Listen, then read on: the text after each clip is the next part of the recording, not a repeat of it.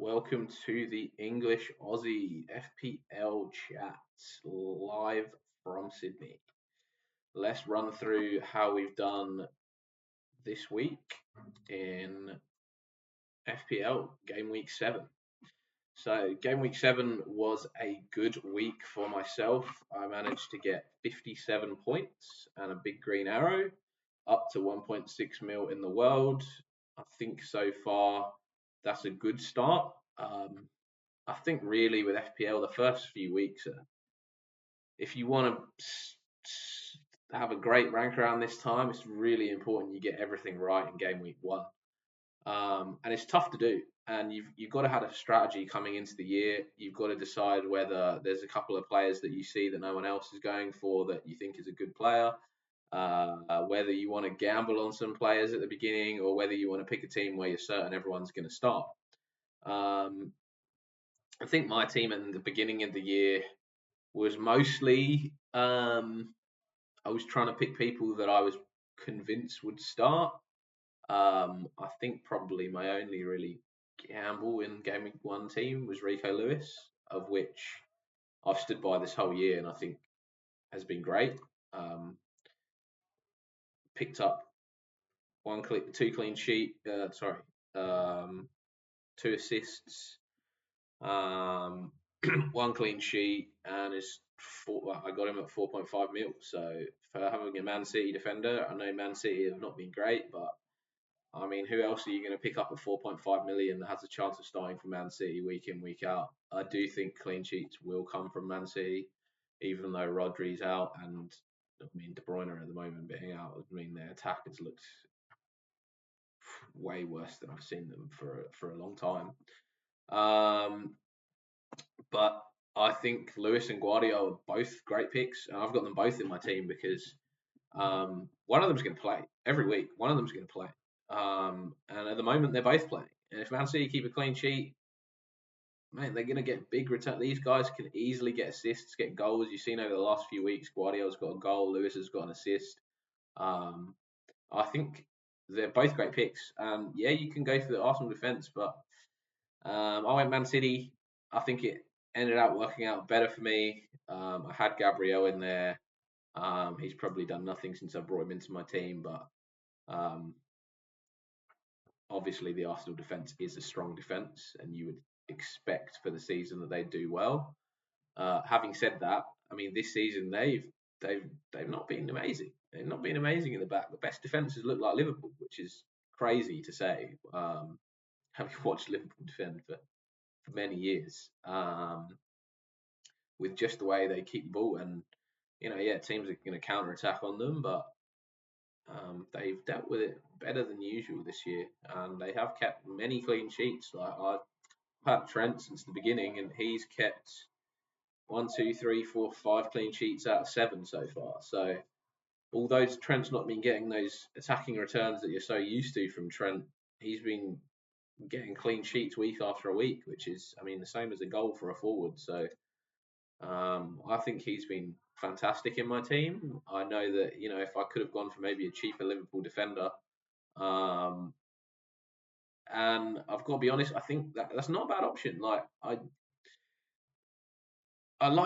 just have this, having played FPL for many years, you've got this sort of thought where it's like, yeah, Trent's going to get you a bunch of assists and goals and whatnot.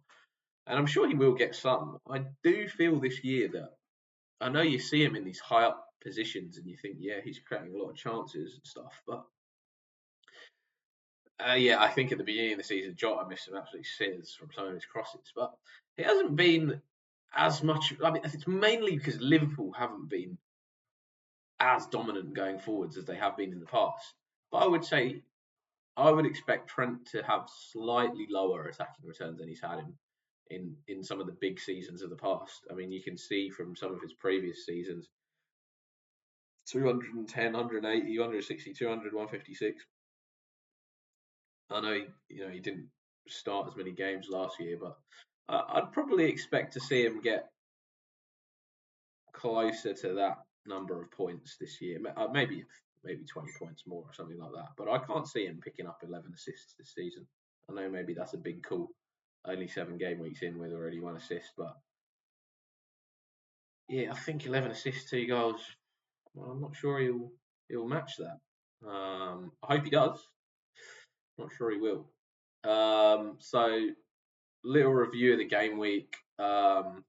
Liverpool getting that 1-0 win at Palace. Um, definitely not a penalty. Pulls him back, wasn't getting the ball. I don't know. What's the rules? Is that a penalty? Wasn't going to get the ball. My brother thinks it's a penalty, but he's a Palace fan, so you can't trust anything he says. I didn't think. I think Palace were awful in the first half. Liverpool just had all the possession, other than that first 2 minutes of the game, but just didn't create much really. Like they had the ball, but I don't know. There was a lack of cutting edge, and that's where I actually think Luis Diaz is great because he can create stuff with his dribbles and movement. And I didn't think Gakpo did the same thing. Salah this year, I think has just been. Everyone says he's not. He's underperforming. Man, if you watch Salah in the last 6 years, he takes 3 shots to score a goal. He will never score. Like honestly, I've watched Liverpool play for so many years, and I've watched Salah play for so many years, and I honestly have a count with my dad of, it's his 3rd shot now. He'll probably score. He's just doing the same thing this year. He's just not getting as many chances. I do think he has missed some bigger chances this year, but I don't expect it to continue. I think he'll come around. I think Salah's a great pick. And at the moment, I think a lot of people are going away from him, and I would probably say that's a mistake. I think Salah will score a lot of points this year, just as he's always done. I think Liverpool will score a lot of points this year, just as they've always done. It's tough to go without a Liverpool attacker watching Liverpool play. But the Palace game was pretty easy, to be honest, having no Liverpool attackers because just really didn't create stuff. So yeah, 1-0 with Liverpool. Arsenal at Southampton, 3-1. Obviously, surprising the Arsenal lineup. Sterling starting on the wing. Makes you think about your choices now because you'd think. Obviously, neither Martinelli nor Trossard started, and that was a big surprise. I mean, a lot of people would have, hearing the Diaz late game week news, would have subbed out Diaz and gone to a Martinelli or Trossard. And to be honest, I would have said they were both in my thoughts on who I was going to play. And my reason for not going for them is I didn't think either of them were nailed because I knew Sterling was still easing his way into being trusted by Arteta in that team. So I thought Brennan Johnson was in amazing form for Spurs. He's been scoring in the Champions League, he's been scoring in the league, and B nailed on to start. I think almost every game for Spurs at the moment, other than if they rotate because of because of Europe. Obviously rewarded me this week with a goal, and obviously Saka rewarded his owners this week with a great performance: 2 assists, 1 goal, and 3 bonus. And people have been talking about Palmer over Saka, and Saka came through for the Saka owners this week. Obviously, we've just got some news from the England game that Saka had a leg injury. Not sure what it is yet. We'll probably wait to find out tomorrow where he was clutching. Maybe a hammy.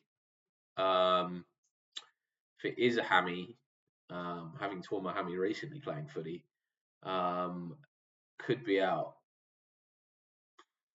I mean, depends on how bad the strain was. The fact that he was able to sort of walk a little bit, you'd guess that it's not a really bad like grade 3 tear or anything like that. You'd expect it's probably a mild strain, maybe a grade 1. He could be back in 1 to 2 weeks. Hopefully for Arsenal fans, hopefully for Saka owners in FPL, he'll be back soon. Could be up to 4 weeks if he's got a grade 2 tear in there. He could be out for a few weeks. I don't think that's the case. I'd probably guess at 1 to 2 weeks. But yeah, we'll obviously see what they have to say. I'm throwing out complete airy-fairy guesses. We don't even know if it's a hamstring injury. Again, Arsenal somehow managed to concede against Southampton. So for everyone that went for 2 Arsenal defenders, I don't know. I just think that was a terrible decision, to be honest, because their fixtures weren't great. They had a few good fixtures in a row, but the defence was not doing well, and um, the fixtures change. Like the fixtures change going forwards. Like if you look at Arsenal's fixtures now, after Bournemouth, you've got Liverpool, Newcastle, Chelsea. Liverpool at home, obviously tough game to keep a clean sheet against Liverpool. Newcastle away, Chelsea away. I mean, what are people talking about? Talking about Cole Palmer scoring goals, getting assists. Chelsea away, not going to be easy. Newcastle away. Newcastle sort of. You don't know what Newcastle are going to turn up every week. They obviously drew 0-0 with Everton this week. Gordon missing a pen. But they've got talent in their squad. They've got a talented squad, and they can score goals. So there's that those next few game weeks for Arsenal. If you're looking at it, even over the next 3, 4, 5, 6, 7, until you get into this. I mean, obviously United are probably guaranteed clean sheet at the moment. But until you get into that 14 to 19 period, none of those game weeks are nailed on clean sheets for them. I've got to be honest. I'd probably guess, like if I was to guess, I'd guess they'd keep clean sheets against Bournemouth, Forest, and West Ham. It's Arsenal. I think they're a great team, and United. So maybe 4 out of 7 they keep clean sheets. But then I look at Man City's run as well, and if you're going to be like, what are the games they're going to keep clean sheets in? They're going to keep clean sheets: Wolves, Southampton, Bournemouth, Brighton. Probably not Spurs and Liverpool, Forest. So okay, 4 out of 7 as well. So look, I think both selections have their merits to it, and it's just what you think. I personally think Double City with Lewis and Guardiola, both with the attacking outlets that they've got, is better than Double Arsenal. Just because Gabriel, obviously, corners only. Saliba, same, less attacking threat. You don't know who's going to start at fullbacks at the moment with Calafiori, Timber, White, Tomiyasu, the other dude playing fullback. Anyway, Zinchenko. Sorry, lost the name. All of these guys can play. All of these guys play, and Arteta's shown that he will play multiple of them. I think Tomiyasu is the only one that hasn't played yet this year. So honestly, think like Lewis and Guardiola just as a risky pick, or not. I wouldn't say a risky pick. I think one of them's going to play every week. Gabriel's going to play every week. If you pick an Arsenal fullback, you're living with the same risk as Lewis and Guardiola. Obviously, you can go Raya in goal over Flecken.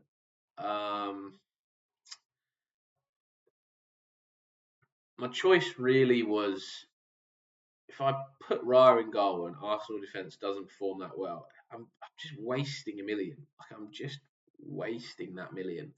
If I'm going for big team defenders, why not go for big team defenders that also have attacking threats? And my guess, if you look at my bench here, if you get one of Guardiola and Lewis don't play one of them's going to play every week. I'm telling you, one of them will play every week. If one of them doesn't play, all right, I get Faze from Leicester, Adama Traore. One of them is going to play. I'm cool with that. That's fine. Jefferson, last bloke on the bench. Personally, I don't think you need 3 bench players. The way that we can roll transfers this year, up to 5, I think the 3rd bench spot is not necessary. I think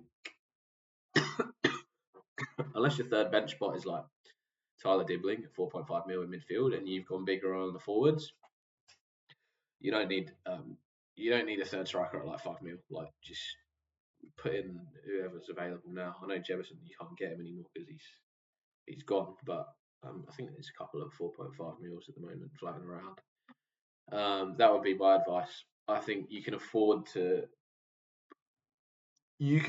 make subs this year, where if you can save up some of your transfers around your wild card, you can afford to make subs this year that are like sub out Saka for Salah for 3 games, sub in Palmer after those 3 games.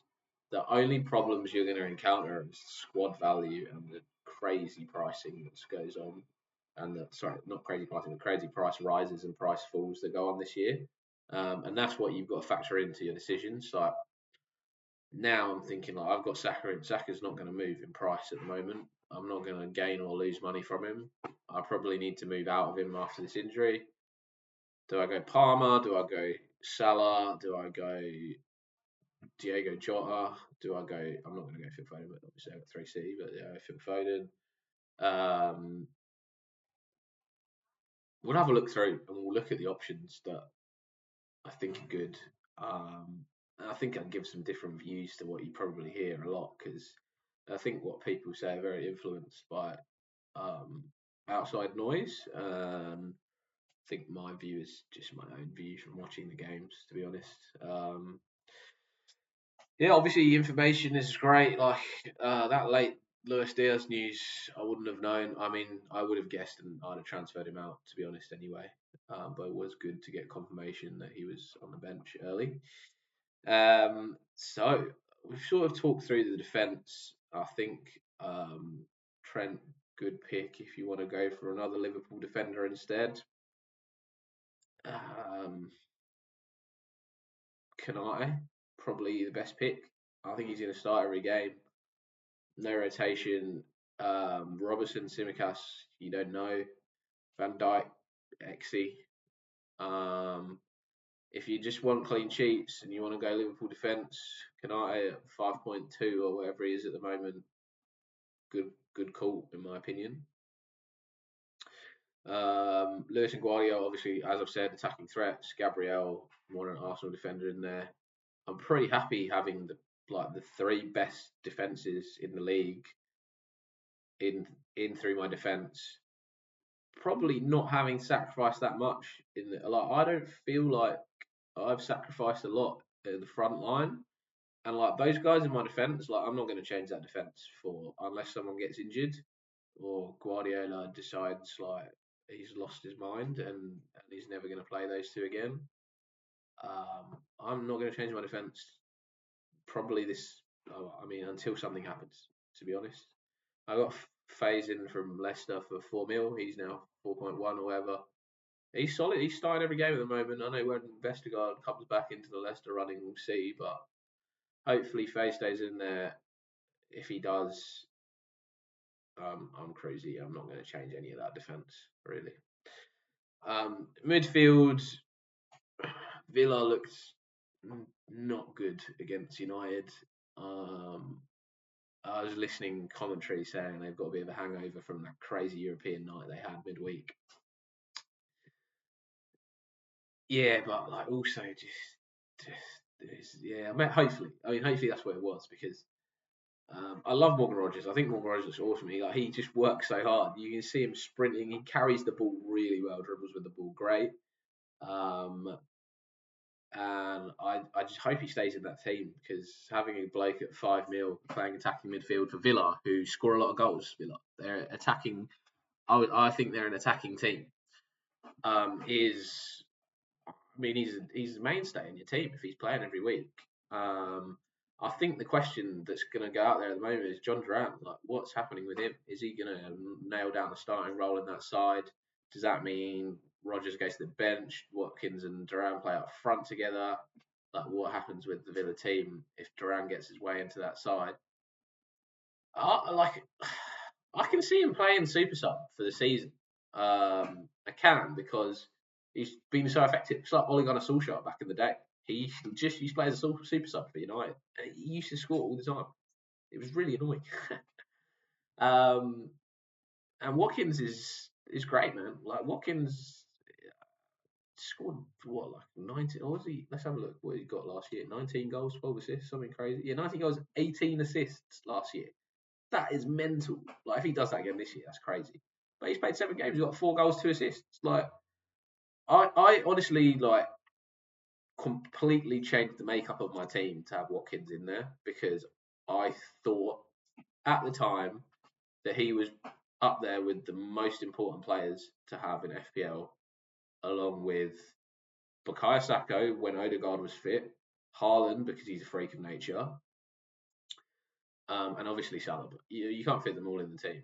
And I thought Trent at the time. That was probably my initial thought at the beginning of the year, fantasy football. now I like Saka for me. Obviously injured, so out of the equation. With Odegaard gone, I actually was thinking that he will like the balls were starting to go left as well as right. When Odegaard was there, everything went out to right to Saka. Everything was going through him. That kind of happened again at Southampton, so um, that was good for Saka owners. With his injury at the moment, Cole Palmer for me is like I don't have the same, I could be wrong because I don't really watch that much of Chelsea play. But when I do watch them play, I don't know. I think Cole Palmer's an amazing finisher, an amazing player. I just don't think Chelsea are great. That's my view. And do I? Yeah, I mean now Saka's injured. Palmer has because before that I was not planning on having Palmer in my team at all. I was planning after Bournemouth to get Salah in probably, or to leave Saka for the Liverpool game, and then Saka or Salah for Liverpool didn't really matter. Probably would have gone Salah, and then bring Salah in after that. And then when Chelsea's fixtures became very good, I would probably have brought Palmer in for that fixture run. And I think that was what I was saying earlier with the transfers this year is that you can afford to switch between these premium midfielders if you're able to carry over quite a few transfers. You can make those luxury transfers, as some people would call it. I actually think it's smart moves ahead of various fixture swing. Look, if you don't have the transfers at the moment, you can't do that, fine. But if you are able to roll your transfers, I think they're so beneficial this year to roll your transfers, especially on wild cards. Once you can wild card and roll a few transfers the weeks after that, think carefully about your wild card teams, in my opinion. Sorry, because you could easily have a couple of game weeks after that where you don't have to make any subs. Roll, have 3 or 4 transfers, and then you've got luxury subs for a few weeks, honestly, because you're holding 4. Like, unless you're going to do another wild card, which you're probably not going to do after your wild card, you can make a few luxury transfers, and then you still got the opportunity of saving up more transfers to do a mini wild card later in 18 or whenever whenever you think that that's necessary. So yeah, that's I mean at the moment. From what my thinking was last week, and I haven't really thought about what I'm going to do now Saka's got injured, because I thought I was going to hold him for at least one more game. But now with Liverpool having Chelsea, Arsenal, and City in their next 6, does it sound better to go for a Palmer, who, if we look at who Chelsea have in their next 6? They got Liverpool, Arsenal, Newcastle. Yeah, I mean, Villa. Man United's an easy game. Leicester's an easy game. The rest of them, yeah, even in. I don't know. I think it's a toss up. Honestly, I think it's a toss up. You could probably go for either. Both on pens, both talismans of the team, both play attacking roles. Palmer's probably a better finisher. Liverpool probably create more chances. Salah lovers will probably hate me for that comment, but it's true. Yeah, toss up in my opinion. Honestly, toss up. So yeah, outside of that, in midfield, and Waymo obviously has great fixtures. I don't even need to talk about him. Great, he's been doing well.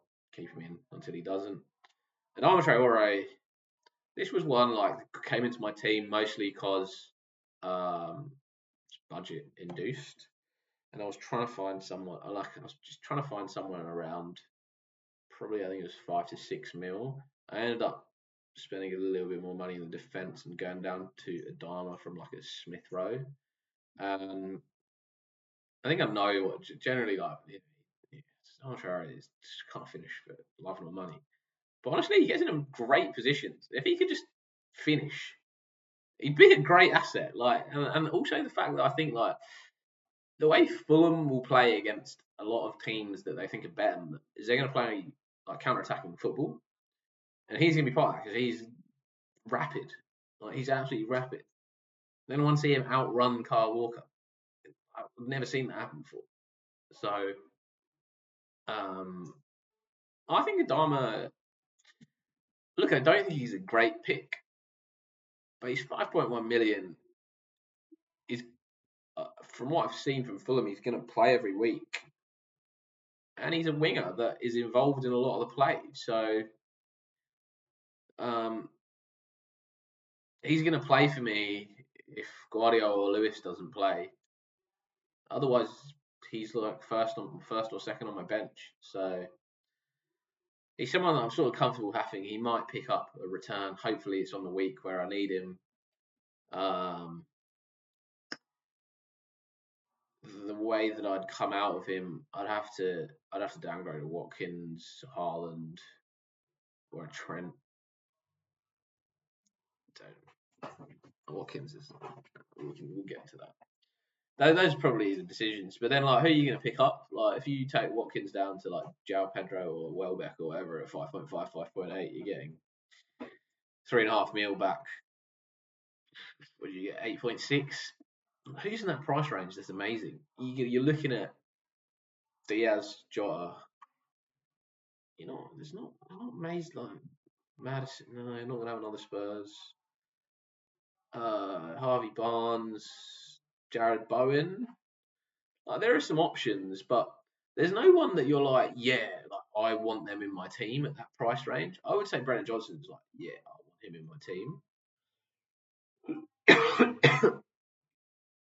And then you're almost like, well, there's no teams at the moment where I feel like, other than probably Liverpool, and maybe Arsenal as well. There's no teams at the moment where I feel comfortable enough in their midfield to be like, yeah, let's double up in their midfield. And like, I would say like Johnson and Son, or like Johnson and Solanke, but like Spurs are going to score that many goals that it's worth doubling up on their players. Like, why not go for someone else? And then maybe that's the flaw in my logic, but yeah, maybe why not go for someone else? I think that obviously I've doubled up on Rodgers and Watkins, but that's just price, really. Rodgers at 5 mil for an attacking midfielder. It's crazy. I also think Villa are an attacking team, but then, yeah, I guess you could say you could do the same for Brennan Johnson and Solanke or Brennan Johnson and Son. And I would say, yeah, you're probably right. You're probably right. You probably could do that. Nothing wrong with doing that, in my opinion. And I think that if I do come out of Watkins, and I am looking like as if I'm looking to go to Salah from Saka, because note at the moment I have 1.6 mil in the bank as well with this team. Crazy, right? I've got money. I've got money to upgrade people. And I could upgrade Adama, like right now. I could. But again, like, I can't pick someone that I want to go to. So I'm going to come out of Saka. I either go to Salah or Palmer. If I want to go to Salah, I've got to come out of Watkins probably. Then do I go to a Solanke? Double up on Spurs? Same thing I'm doing really with Villa at the moment. Spurs' fixtures pretty great till 16. I mean, even I'll skip the Liverpool game. Pretty great through to 20. So yeah, I mean, looking at that, and then you look at Villa's fixtures. You got Fulham, Bournemouth, all right, Spurs, Liverpool, tough, Palace, Chelsea, Brentford. I mean, Liverpool and Spurs probably, but again, like both those teams, you can score like Spurs defensively. You probably think, yeah, goals. Liverpool defensively have obviously been great this season, so probably don't think that. But I would also say the way that Rodgers carries the ball against Liverpool will be a problem for them. The way that he runs at their defence will be a problem for them, because if they can counter quickly on Liverpool, who are often high up the field, and Rodgers runs with some speed up there, if they can transition quickly, Liverpool are going to have problems with Villa. Yeah, so look, I think Spurs fixtures are better.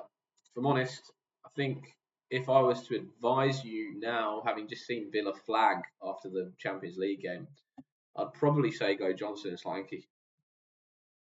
Johnson and Solanke, get Salah or Palmer, and that's probably what in if I had unlimited transfers every week, I would do that. The fact that I have two, and like it's obviously like I have to make one now because of Saka, which is annoying because I was probably going to roll this week. But I guess maybe I just make an early move into what I was planning to do later. And then you got Watkins and Haaland up front with Jefferson. Like I said, don't think you need a third forward in there. Like, I'm not going to upgrade for 1 mil to a João Pedro or a Welbeck. I'm just going to keep that 1.6 mil in my bag. No need. Don't need three subs.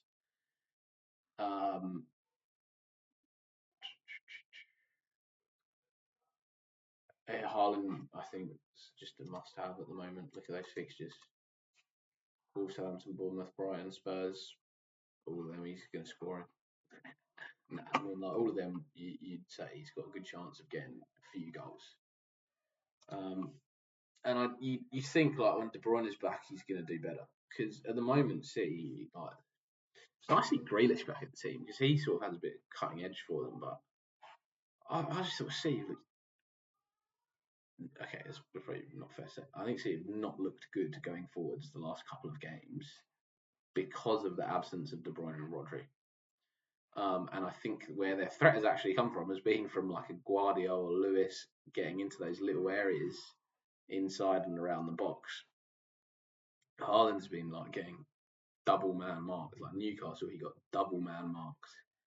The last game, he was maybe not double man mark, but he was getting pinned all the time. Defenders pin right up on him, which is very difficult to.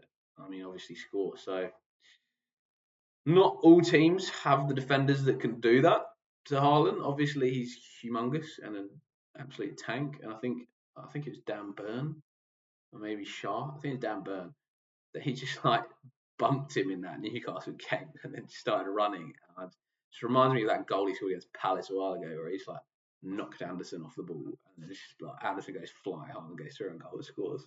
And you're just like, this guy's mental. So I think he's a must-have. I think Watkins is a great player to have, and I think he'll get you a lot of points. I was a little bit concerned with Villa post Champions League, and the fact that Duran's also playing well now, and Villa had that little lapse post Champions League.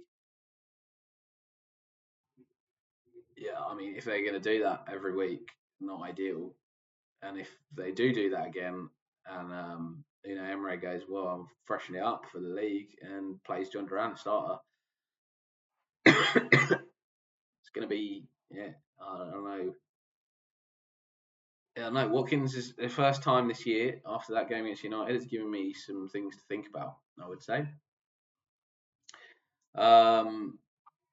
And I think maybe I think we sort of talked about Liverpool, we talked about Arsenal, Brentford have just been scoring goals and conceding goals, but also like Flecken's been making a bunch of saves. So yeah, I mean he's not going to get any clean sheet points, but hopefully get some save points, and that's what you want out of your 4.5 mil keeper, really. Save points, occasional clean sheet. Yeah, we'll see if he's the one to have. Leicester, Bournemouth. I mean, Semenyo didn't score. Not much to talk about there. City, Fulham again, showing City capable of being attacked on the counter as they always have been for the last 4 years. They have been. Just teams need to go at them, but the problem is when you go at them, you got to commit those players forwards, and they're going to come straight back at you. They've been very good at doing that over the years. West Ham was nice to see them play well.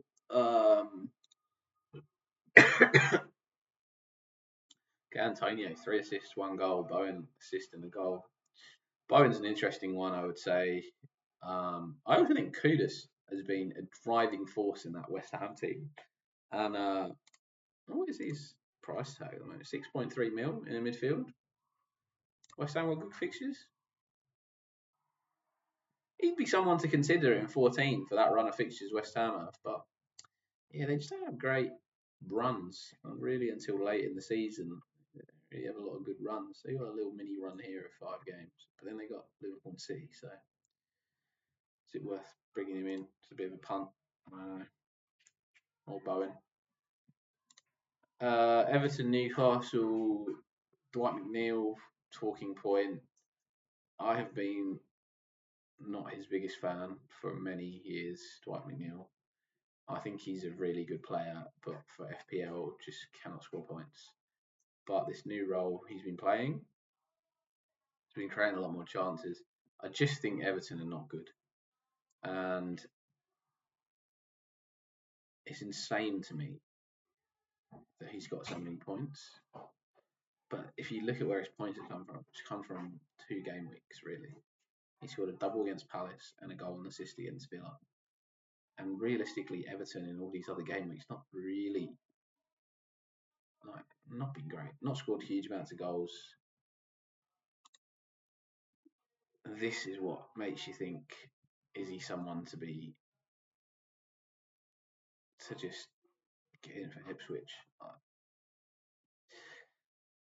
There's a few teams to target this year: Southampton, Ipswich, probably Wolves, probably Everton themselves.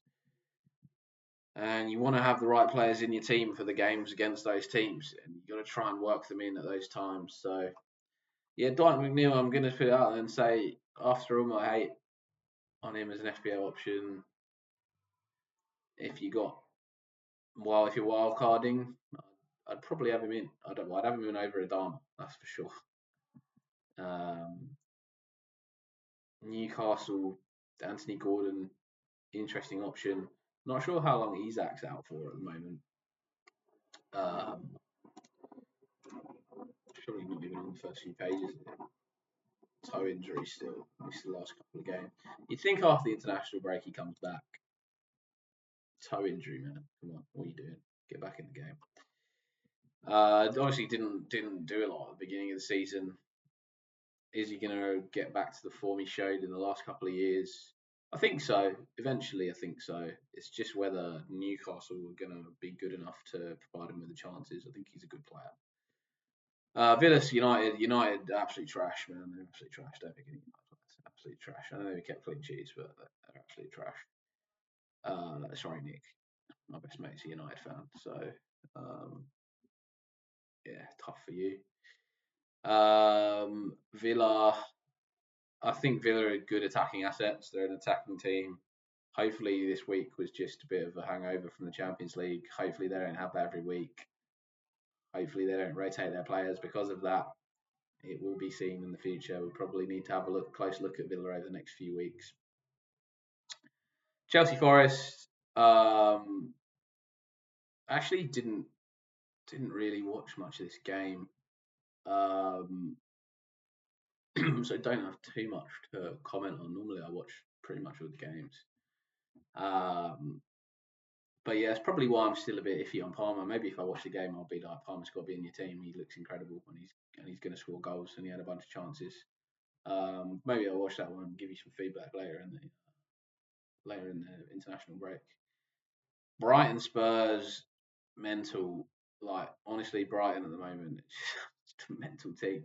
Like absolutely mental team. Like I think what was it like 6-2 against Chelsea the other day. Honestly, that could have been like 3-3 after 40 minutes. Palmer could have scored like 6 or 7. Like he got it in the net 5 times. One was offside. He put one past the post, put another one like I think wide off the bar off the post or something.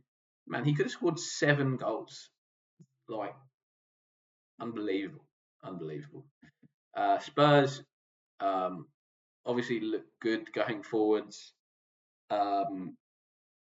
Yeah, I wouldn't expect Spurs to do that every week. I don't think they'll capitulate like that frequently. I know they have it in them. So it's almost like a Spursy thing to do. Spurs fans will probably hate that, but I think Ange is obviously a legend, being an Aussie. So got to support the bloke, and gives the greatest interviews on the planet. Love his chat.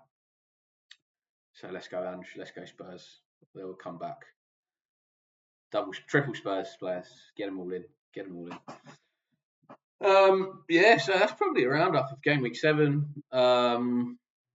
Some thoughts going forwards.